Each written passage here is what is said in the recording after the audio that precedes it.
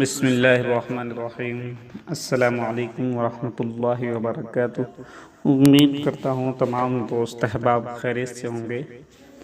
دوستو، جیسا کہ آپ جانتے ہیں، ہم شروع سے اس بات کو کہتے آئے ہیں کہ یہ جو اختلاف ہے شورا اور امارت کا،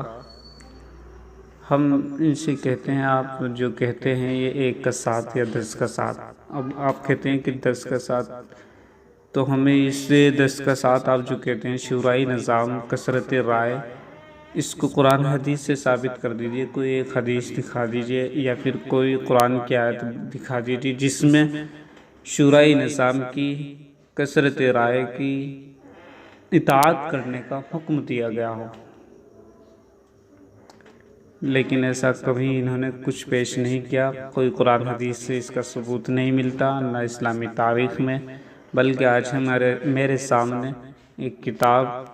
اشرف الجواب حضرت مولانا اشرف علی تھانوی نور اللہ مرقدہ کی آئی، اس میں یہ چیز میرے سامنے آئی تو میں آپ کو پڑھ کے سنا دیتا ہوں۔ شخصی حکومت،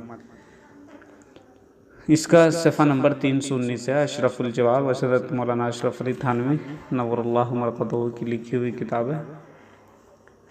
غرض اسلام میں جمہوری سلطنت کوئی چیز نہیں، اسلام میں محض شخصی حکومت کی تعلیم ہے، اور جن مفاسد کی وجہ سے جمہوری سلطنت قائم کی گئی ہے وہ سلطنت شخصی میں تو محتمل ہی ہے اور جمہوری میں متعین۔ شخص سلطنت میں یہ خرابیاں بیان کی جاتی ہے کہ اس میں ایک شخص کی رائے پر سارا انتظام چھوڑ دیا جاتا ہے کہ وہ جو چاہے کرے، حالانکہ ممکن ہے کہ کسی وقت اس کی رائے غلط ہو، اس لیے ایک شخص کی رائے پر سارا انتظام نہ چھوڑنا چاہیے، بلکہ ایک جماعت کی رائے سے کام ہونا چاہیے۔ میں کہتا ہوں کہ جس طرح شخصی سلطنت کے بادشاہ کی رائے میں کبھی غلطی کا احتمال ہے، اسی طرح جماعت کی رائے میں بھی غلطی کا احتمال ہے، کیونکہ یہ ضروری نہیں کہ ایک شخص کی رائے ہمیشہ غلط ہوا کرے اور 10 کی رائے ہمیشہ صحیح ہوا کرے، بلکہ ایسا بھی بکثرت ہوتا ہے کہ بعض دفعہ ایک شخص کا ذہن وہاں پہنچتا ہے جہاں ہزاروں آدمیوں کا ذہن نہیں پہنچتا۔ ایجادات عالم میں رات دن اس کا مشاہدہ ہوتا ہے، کیونکہ جتنی ایجادات ہیں وہ اکثر ایک شخص کی عقل کا نتیجہ ہیں۔ کسی نے کچھ سمجھا، کسی نے کچھ سمجھا، ایک نے تار برقی کو ایجاد کیا، ایک نے ریل کو ایجاد کیا، تو موجد اکثر ایک شخص ہوتا ہے اور اس کا ذہن وہاں پہنچتا ہے جہاں صدہا ہزارہا مخلوق کا ذہن نہیں پہنچتا۔ علوم میں بھی یہ امر مشاہد ہے کہ بعض دفعہ ایک شخص کسی مضمون کو اس طرح صحیح حل کرتا ہے کہ تمام شراح و محشین کی تقریریں اس کے سامنے غلط ہو جاتی ہیں، تو جماعت کی رائے کا غلط ہونا بھی متحمل ہے۔ اب بتلائیے، اگر کسی وقت بادشاہ کی رائے صحیح ہوئی اور پارلیمنٹ کی رائے غلط ہوئی تو عمل کس پر ہوگا؟ جمہوری سلطنت میں کثرت رائے پر فیصلہ ہوتا ہے تو بادشاہ اپنی رائے پر عمل نہیں کر سکتا، بلکہ کثرت رائے سے مغلوب ہو کر غلط رائے کی موافقت پر مجبور ہوتا ہے، اور شخصی سلطنت میں بادشاہ اپنی رائے پر ہر وقت عمل کر سکتا ہے، اور جمہوری میں اگر کثرت رائے غلطی پر ہوئی تو صحیح رائے پر عمل کی کوئی صورت نہیں، سب مجبور ہیں غلط رائے کی موافقت پر، اور یہ کتنا بڑا ظلم ہے۔ اس لیے یہ قاعدہ ہی غلط ہے کہ کثرت رائے پر فیصلہ کیا جائے، بلکہ قاعدہ یہ ہونا چاہیے کہ صحیح رائے پر عمل کیا جائے، خواہ وہ ایک ہی شخص کی رائے ہو۔ یہ صفحہ نمبر 319 میں نے آپ کو پڑھ کے سنایا ہے، آپ نے بہت اچھی طرح سمجھ لیا ہوگا۔ حضرت مولانا اشرف علی تھانوی اس کے بالکل خلاف تھے، شورائی نظام کے اور کثرت رائے کے۔ اب صفحہ نمبر 321 اور سن لیجئے۔ شخصی سلطنت، بس ہم شخصی سلطنت کے اس لیے حامی ہیں کہ ہم بادشاہ کو ذرین العقل صاحب الرائے سمجھتے ہیں، اور تم کثرت رائے کے اس لیے حامی ہو کہ تم اپنے بادشاہ کو ضعیف الرائے اور نااہل سمجھتے ہو۔ تو ایسے شخص کو بادشاہ بنانے کی ضرورت ہی کیا ہے جس کے لیے ذم ضمیمہ کی ضرورت ہو، بلکہ پہلے ہی سے ایسے شخص کو بادشاہ بناؤ جو ذم ضمیمہ کا محتاج نہ ہو، مستقل الرائے ہو۔ اور اگر تم بھی اپنے بادشاہ کو مستقل الرائے، صاحب العقل، ذری سمجھے ہو تو پھر کثرت رائے پر فیصلے کا مدار رکھنا اور کامل کو ناقصین کی رائے کا تابع بنانا ظلم ہے، جس کا حماقت ہونا بد یہی ہے۔ بعض لوگوں کو یہ حماقت سوجی ہے کہ وہ جمہوری سلطنت کو اسلام میں ٹھونسنا چاہتے ہیں۔ دھیان سے سنو، حضرت مولانا اشرف علی تھانوی لکھ رہے ہیں، بعض لوگوں کو یہ حماقت سوجی ہے کہ وہ جمہوری سلطنت کو، جمہوری نظام کو اسلام میں ٹھونسنا چاہتے ہیں اور دعویٰ کرتے ہیں کہ اسلام میں جمہوریت ہی کی تعلیم ہے، اور استدلال میں آیت پیش کرتے ہیں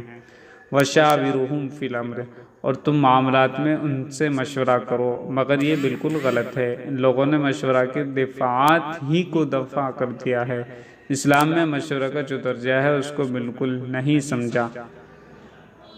یہ آیت پیش کرتے ہیں۔ تو دوستو، یہ آپ نے مولانا اشرف علی تھانوی کی جو ان کا اس کے متعلق موقف تھا وہ آپ نے سماعت فرمایا، وہ بالکل خلاف ہیں اس کے کثرت رائے اور جمہوری نظام کے۔ باقی لوگ جو پیش کرتے ہیں وَأَمْرُهُمْ شُورَىٰ بَيْنَهُمْ، یہ تو مومن کی صفت بیان کی گئی ہے کہ مومن اپنے کام کو مشوروں سے کرتا ہے۔ اب یہ اس کا مطلب یہ نہیں کہ ہاں بھائی یہاں حکم یہ دیا جا رہا ہے کہ کثرت رائے یا پھر آپ جو ہے اس کی اطاعت کریں گے، شورائے نظام کی اطاعت کریں گے، یا کثرت رائے کی جو ہے آپ جو ہے یہ کریں گے، بلکہ نہ تو قرآن حدیث سے ملتا ہے اور نہ اسلامی تعلیمات میں آج تک کی 1400 سالہ ہسٹری میں اس طرح کا کوئی ہمیں سبق ملا ہے۔ خیر، اللہ تعالیٰ صحیح سمجھ کی توفیق عطا فرمائے اور اپنے ایک امیر کی اتباع کرنے کی توفیق عطا فرمائے، جس کو قرآن شریف کے اندر فرمایا یا ایھا الذین آمنوا اطیعوا اللہ واطیعوا الرسول واولی الامر منکم، اللہ اور اس کے رسول کی اطاعت کرو اور جو تم میں امیر ہو اس کی اطاعت کرو۔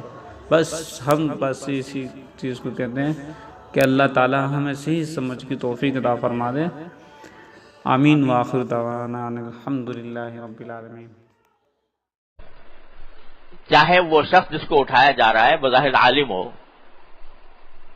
عالم آدمی ہے، اپنے آپ کو عالم سمجھتا ہے، لہذا اس کی اپنی ایک خاص حیثیت سمجھتا ہے، لیکن اس کو اٹھایا جا رہا ہے تو اگر وہ اس واقعی عالم ہے تو پھر علم ہونے کے نتیجے میں وہ اس بات کی پرواہ نہیں کرے گا کہ میری سبکی ہو رہی ہے یا میری اہانت ہو رہی ہے، بلکہ اٹھ کے چلا جائے گا۔ والذین اوتوا العلم درجات۔ اب اس میں جو تعلیم دی گئی ہے وہ ہے نظم و ضبط کی، کہ ہر چیز میں اپنا ایک امیر بناؤ، اپنا ایک بڑا بناؤ، اور وہ نظم و ضبط کی خاطر، لوگوں میں انتظام پیدا کرنے کی خاطر اگر کوئی حکم دے رہا ہے، چاہے وہ تمہیں بظاہر ناگوار لگ رہا ہو، لیکن تمہارے ذمہ ہے کہ اس کے حکم کی تعمیل کرو تاکہ نظم و ضبط برقرار رہے۔ نظم و ضبط اس کے بغیر برقرار نہیں رہ سکتا۔ اتنی بڑی بھیڑ جمع ہے اور کوئی ان کا امیر نہیں، کوئی کسی کو اپنا بڑا نہیں سمجھتے، تو بھیڑ چال ہے وہ چلی جا رہی ہے، اس میں بدنظمی ہوگی، اس میں دکا پیل ہوگی، اس میں نظم و ضبط کی خلاف ورزی ہوگی، لوگوں کو تکلیفیں پہنچیں گی۔ لیکن اگر اپنا کسی کو بڑا بنا لیا اور منتظم بنا لیا اور اس منتظم کے حکم کی تعمیل اپنے ذمہ ضروری سمجھی تو نظم و ضبط برقرار رہے گا۔ اب اس نے صحیح حکم دیا یا غلط حکم دیا، یہ اس کے سر اس کی پوچھ اس سے ہوگی، لیکن نظم و ضبط کی خاطر اس کی حکم کی تعمیل کرنا ضروری ہے۔ تو نظم و ضبط کی یہ تعلیم اللہ تبارک و تعالی نے عطا فرمائی ہے۔ افسوس ہے کہ ہمارے مزاجوں میں اب نظم و ضبط بہت کم ہوتا جا رہا ہے، خاص طور سے اہل جو دین کا نام لینے والے ہیں ان کے اندر بھی بھیڑ کے طریقے سے مجمع جمع کر لیں گے، کوئی امیر نہیں ہے، کسی کی بات سننے کا جذبہ نہیں ہے، جو اپنی سمجھ میں آیا وہ کر گزرے. تو اللہ تبارک و تعالیٰ نے ان آیات میں ہمیں اس بات پر متنبہ فرمایا ہے کہ نظم و ضبط قائم کرو اور اس نظم و ضبط کے پابند ہو کر زندگی گزارو. یہ فرمایا گیا کہ جب کبھی سفر کرو، 2 آدمی بھی سفر کر رہے ہوں تو ان میں سے ایک کو امیر بنا لو. اور امیر کا مطلب یہ نہیں کہ وہ حکم چلائے محض، بلکہ امیر کا مطلب یہ ہے کہ جہاں کہیں کوئی اختلاف رائے رونما ہو تو اس صورت میں امیر کی بات مان لی جائے،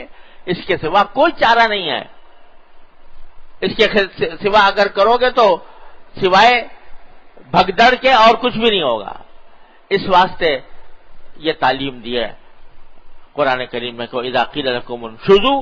فانشزوا یرفع اللہ الذین آمنوا منکم والذین اوتوا العلم درجات. اللہ تبارک و تعالی اس میں درجات میں بلندی پیدا فرمائیں گے.